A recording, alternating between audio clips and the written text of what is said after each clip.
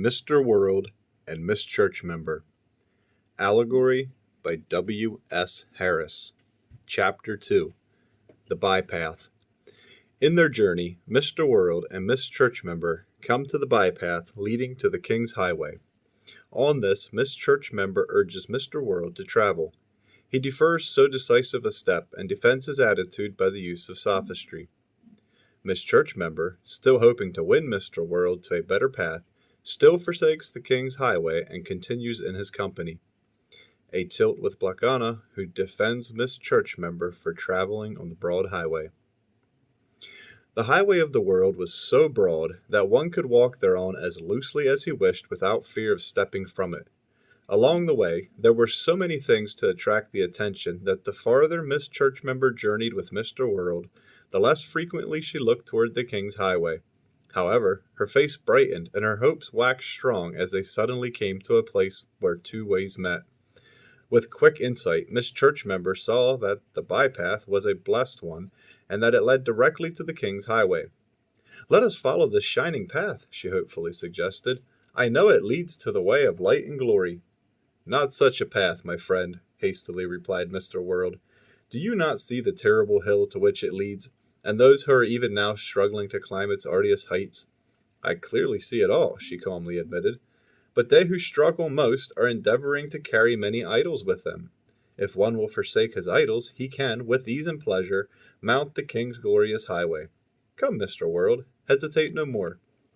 Let procrastination end, and go with me even to the hill, and I will help you to the summit, while another will help you more." Very true, he said, though somewhat irritated, "but we have not yet come to the place where I may wisely follow your advice. This path, turning away to the right, leads to a place that may seem bright from this point, but nevertheless I know it to be a narrow, rugged way, whereon a few of your friends are trudging, eking out a miserable existence. Urge me not to go thither. If you leave me, I can neither accompany you nor give you my assistance. Surely you have learned, ere this, that your needs are of such a nature that you must inevitably suffer embarrassment without my little help." Miss Church Member, with eyes but partly open to her own folly, was grievously perplexed and not a little disappointed. She fell on her knees and wept. Looking up pleadingly into his eyes, she faltered, "Twice have I yielded to you since we entered into companionship. You well remember the solemn promise you made, but at each time you deferred its fulfillment, and now I must again hear your vain excuses. I have suffered much for your sake, and have now the enmity of many a former friend, and even my pilgrim robe is becoming stained with the filth of this way. Come, my friend, be a woman and not a sickly suppliant. The portion of the King's Highway which we would reach from this point is too rough for my feet to travel. We will shortly come to a more convenient place. Then I can think more seriously of leaving this way." "Ah," sighed Miss Church Member, "you say that in your folly. I can testify from knowledge that the way is most delightful and leads to mansions incorruptible in the celestial city." "Let us cease debating," interrupted Mr. World, with ill-concealed impatience. "If you have sacrificed so much through my fellowship, and imagine that you can find better company, you may leave, but you cannot expect me to accompany you on so thorny and rough a path as this which you have so foolishly proposed." Strengthened by the remnants of Christian virtue yet within her, she sprang to her feet and was about to execute her noble purpose of leaving him. But a number of Mr. World's friends quickly rallied and complimented Miss Church Member on the good she had already done. "Mr. World is a better man since he has known you," said one.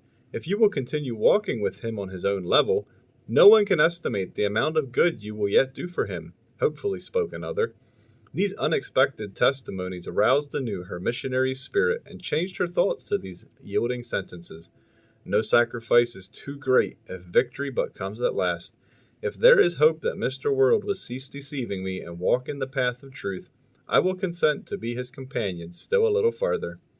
"There is every hope of that," smilingly returned Mr. World, as he suavely bowed to her and to the little group of companions who had given him such timely help. As I saw Mr. World and Miss Church Member moving on, in closer fellowship than ever, I waxed warm with indignation, and addressed Blakana, who was still lying at my side, as motionless as the strata of the rock-ribbed earth.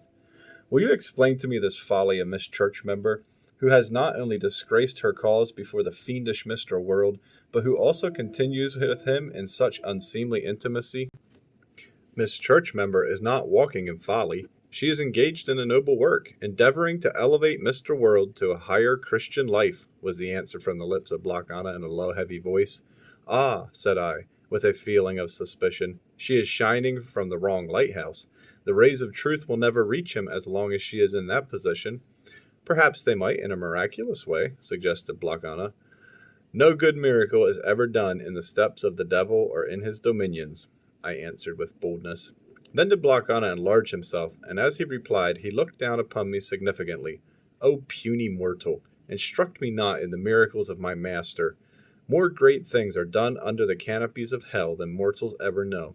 At first I was filled with alarm, but under the voice of one invisible, I rose as with superhuman strength, and I looked at him unflinchingly. O horrible creature, I fear you not in any of your passions.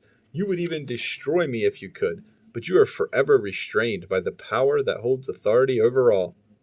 There was a sudden rustling, unlike anything I had ever heard.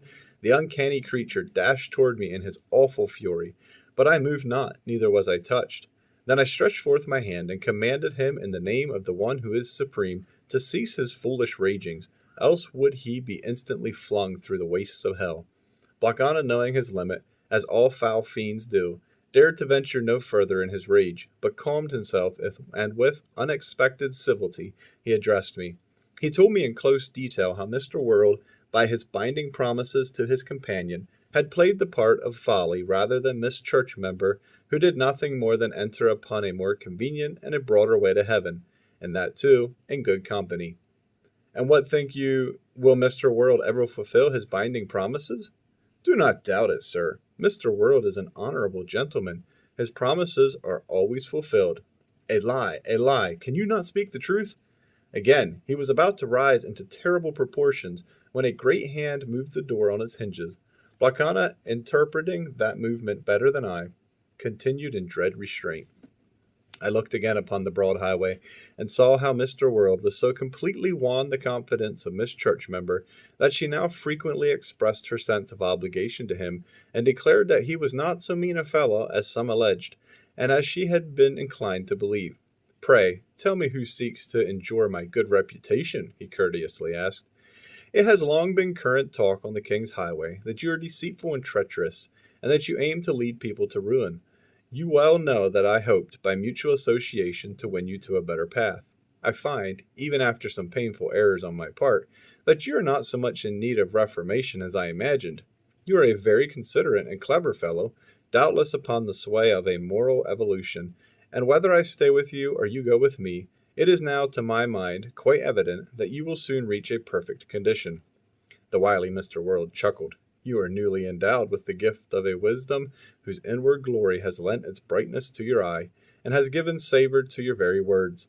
If you continue in your present state of liberality and broad-mindedness, you will not only share all that I possess, but will wear a crown set with gems of truth.